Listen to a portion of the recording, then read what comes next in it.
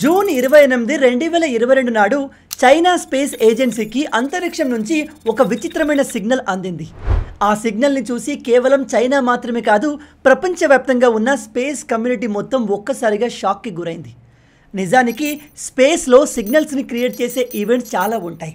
ఉదాహరణకి black holes, stars, even కొన్ని exo planets కూడా డిఫరెంట్ వేవ్ లెంత్స్లో సిగ్నల్స్ని క్రియేట్ చేస్తాయి. కానీ చైనాకు అందిన ఈ సిగ్నల్ కాస్త డిఫరెంట్గా ఉంది.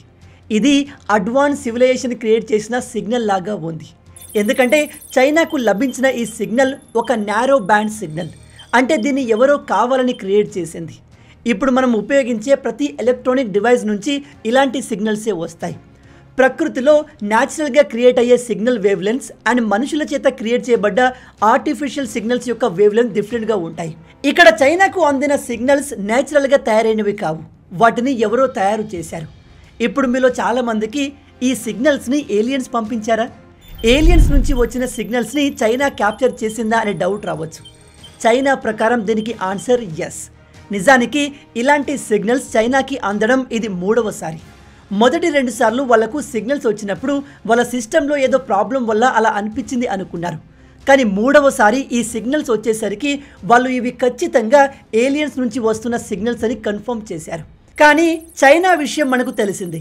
ఏలియన్ సిగ్నల్స్ చైనాకు అందిన విషయం ప్రపంచవ్యాప్తంగా వైరల్ అవుతుంటే సడన్గా చైనాకు ఏమైందో తెలియదు. వాళ్ళు ఈ సిగ్నల్స్ గురించి మాట్లాడడం ఆపేశారు. వాళ్ళు దీని గురించి చేసిన పోస్టులు, న్యూస్ ఆర్టికల్స్ అన్నిటినీ తమ సోషల్ మీడియా హ్యాండిల్ నుంచి తొలగించేశారు.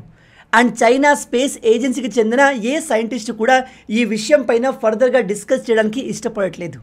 దాంతో ప్రపంచవ్యాప్తంగా ఉన్న సైంటిస్టులకు చైనా పైన అనుమానం రావడం మొదలైంది. విషయం ఏమిటంటే మొదటిసారిగా ఏలియన్స్ ఉన్నారు అని చైనా ఈ సిగ్నల్స్ ద్వారా కన్ఫర్మ్ చేసింది. ఇది ఒక బిగ్గెస్ట్ అచీవ్మెంట్. ఈవెన్ నాసా కూడా ఇలా చేయలేకపోయింది. అలాంటి ఈ సక్సెస్ని చైనా ఎందుకు ఎంజాయ్ చేయలేకపోతుంది?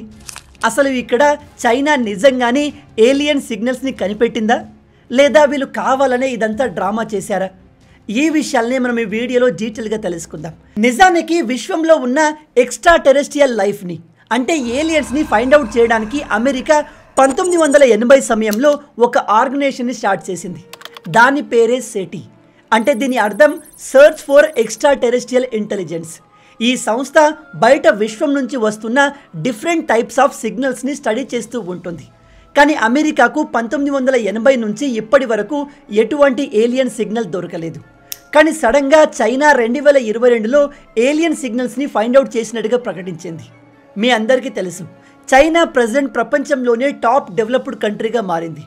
చైనా ప్రజెంట్ ఏ దేశం పైన డిపెండ్ అవ్వట్లేదు. వాళ్ళ మిలిటరీ టెక్నాలజీని కావచ్చు, ఆర్టిఫిషియల్ ఇంటెలిజెన్స్లో కావచ్చు, ఈవెన్ స్పేస్ టెక్నాలజీలో కూడా ఎవరిపైన డిపెండ్ అవ్వకుండా వాళ్ళు సొంతంగా బిల్డ్ చేసుకుంటున్నారు. ఇందులో భాగంగానే చైనా ప్రపంచంలోనే ఒక అతిపెద్ద టెలిస్కోప్ని తయారు చేసింది.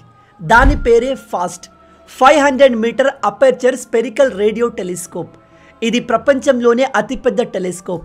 దీని డయామీటర్ దాదాపు 500 మీటర్లు ఉంటుంది, అంటే 1/2 కిలోమీటర్ ఉంటుంది. దీన్ని సైంటిస్టులు స్కై ఐ అని పిలుస్తారు. ఈ టెలిస్కోప్ చాలా సెన్సిటివ్. దీనికి ఉన్న సూపర్ సెన్సిటివ్ నేచర్ కారణంగా ఇది విశ్వంలో జరిగే చిన్న చిన్న ఈవెంట్స్ని కూడా డీటెయిల్గా క్యాప్చర్ చేయగలుగుతుంది. దీన్ని ఉపయోగించి బ్లాక్ హోల్స్ని, కొత్త స్టార్స్ని, గ్రహాలని సైంటిస్టులు ఈజీగా ఐడెంటిఫై చేయవచ్చు. నిజానికి చైనా ఈ ప్రపంచంలోనే అతిపెద్ద టెలిస్కోప్ కన్స్ట్రక్షన్ని 2011లోనే స్టార్ట్ చేసింది. మీరు ఈ టెలిస్కోప్ని క్లియర్గా గమనిస్తే దీన్ని తయారు చేయడానికి చైనా పెద్దగా ఏమీ కష్టపడలేదు. ఆల్రెడీ పెద్ద పెద్ద కొండల మధ్య ఒక గుంతలాగా ఉన్న ప్రాంతాన్ని సెలెక్ట్ చేసుకుని ఆ ప్రాంతంలో చాలా ఈజీగా అల్యూమినియం పర్ఫోరేటెడ్ ప్లేట్స్ని అమర్చారు.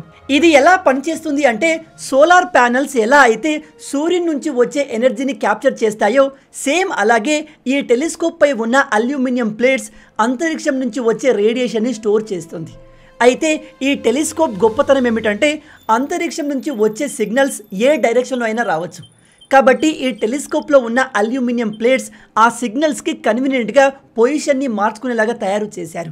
దీని ద్వారా ఈ టెలిస్కోప్ అంతరిక్షం నుంచి వచ్చే రేడియో సిగ్నల్స్ని ఎఫెక్టివ్గా క్యాప్చర్ చేయగలదు. 2011లో స్టార్ట్ అయిన ఈ టెలిస్కోప్ కన్స్ట్రక్షన్ 2016లో కంప్లీట్ అయింది. అయితే ఈ మొత్తం టెక్నాలజీని చైనా సొంతంగా తయారు చేసింది. కాబట్టి వీళ్ళు మరింత నాలెడ్జ్ కోసం అమెరికాలోని ఈ SETI search for extraterrestrial ఇంటెలిజెన్స్తో చేతులు కలిపారు. మొదట్లో ఈ సెటీ వాళ్ళు చైనాను ఇగ్నోర్ చేశారు. కానీ తర్వాత చైనాలో అభివృద్ధి చెందుతున్న టెక్నాలజీ చూసి సెటీ చైనాతో పనిచేయడానికి ఒప్పుకుంది. మీ అందరికీ తెలుసు చైనా ప్రొడక్ట్స్ యొక్క క్వాలిటీ ఏ లెవెల్లో ఉంటుందో.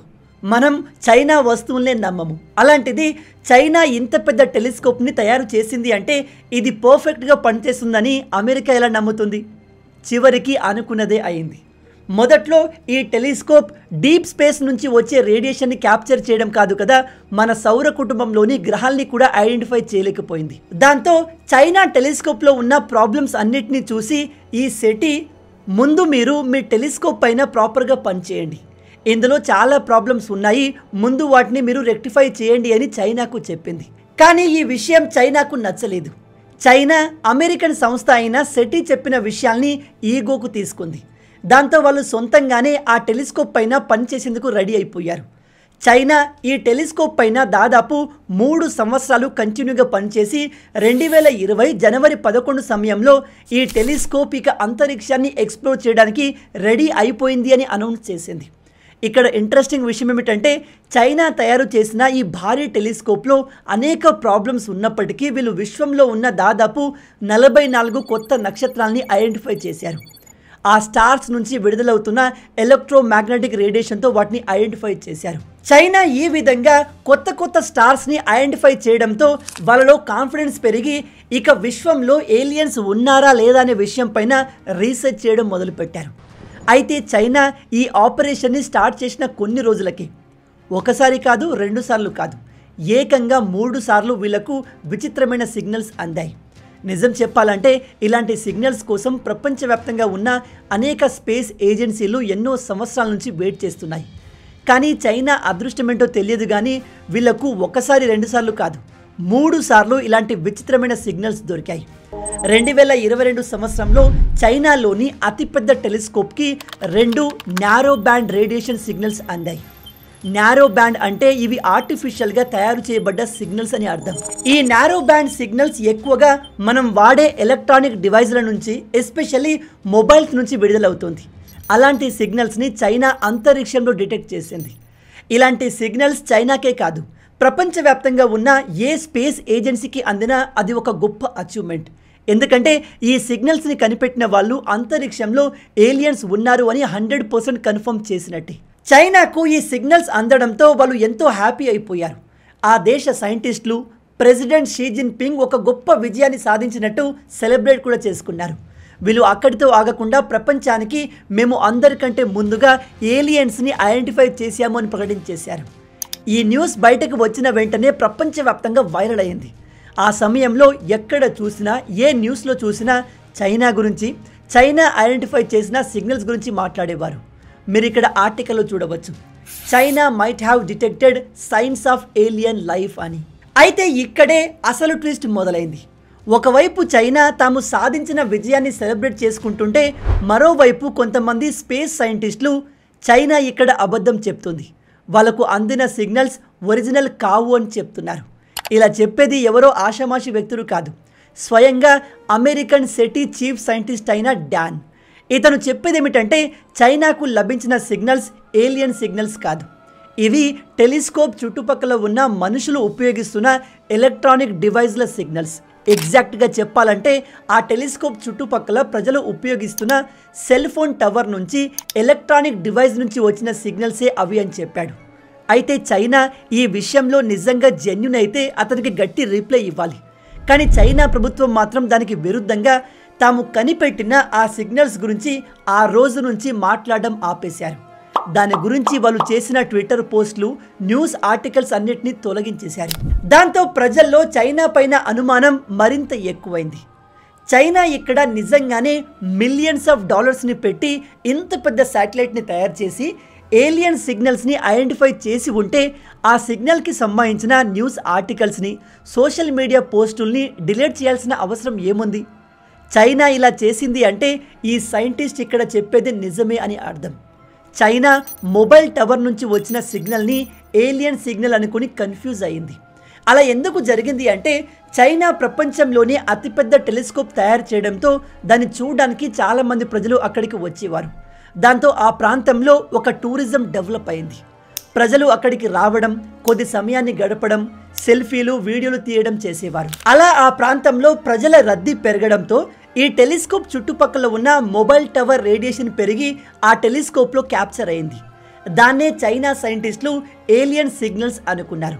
అందుకే వీళ్ళు ఏలియన్ సిగ్నల్స్గా ప్రకటించిన అన్ని పోస్టుల్ని, న్యూస్ ఆర్టికల్ని డిలీట్ చేయించారు.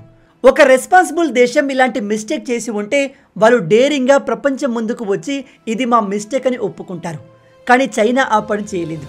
వీళ్ళు ప్రపంచం ముందు వాళ్ళ తప్పుని ఒప్పుకోవడం మానేసి వాళ్ళ పోస్టుల్ని, న్యూస్ ఆర్టికల్ని డిలీట్ చేశారు. మొత్తంగా ఇది చైనాకు అతిపెద్ద అవమానం.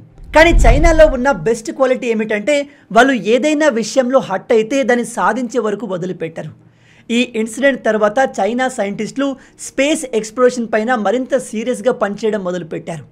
వీళ్ళు మళ్ళీ ఎంతో కష్టపడి వాళ్ళ టెలిస్కోప్ని మరింత యాక్యురేట్గా పనిచేసేలా చేసుకున్నారు. అండ్ అప్పటి నుంచి ఇప్పటి వరకు వీళ్ళు ఈ టెలిస్కోప్ని యూజ్ చేసి విశ్వంలో ఉన్న అనేక హ్యాబిటేబుల్ ప్లానెట్స్ని కనుగొన్నారు. అంతేకాదు చైనా ఇప్పుడు ప్రీవియస్ కంటే చాలా బెటర్గా విశ్వంలో ఉన్న నక్షత్రాల్ని స్టడీ చేయగలుగుతుంది. మీరు గమనించినట్టయితే చైనా స్పేస్ రంగంలో మనకంటే కాస్త ముందుంది. దీనికి ప్రధానమైన కారణం చైనా బడ్జెట్. మన ఇస్రో బడ్జెట్ కంటే చైనా స్పేస్ ఎక్స్ప్లోరేషన్ బడ్జెట్ ఎన్నో రెట్లు ఎక్కువ. సక్సెస్ రేట్ ప్రకారం చూస్తే మన ఇస్రో చైనా కంటే చాలా సక్సెస్ఫుల్. కానీ అడ్వాన్స్మెంట్ విషయంలో అయితే చైనా స్పేస్ ఏజెన్సీ మనకంటే కాస్త ముందుంది.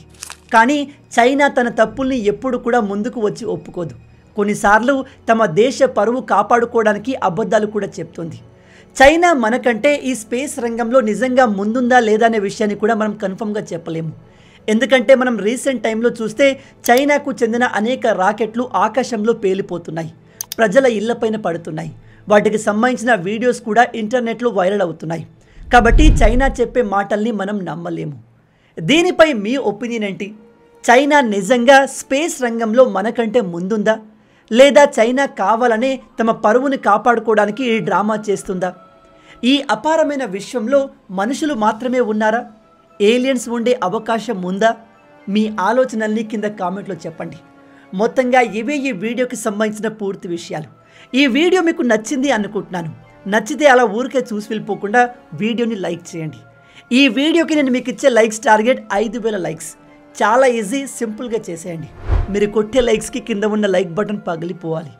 అలాగే ఇలాంటి మరిన్ని ఇంట్రెస్టింగ్ వీడియోస్ కోసం మన ఛానల్ని సబ్స్క్రైబ్ చేసి మమ్మల్ని సపోర్ట్ చేయొచ్చు కదా.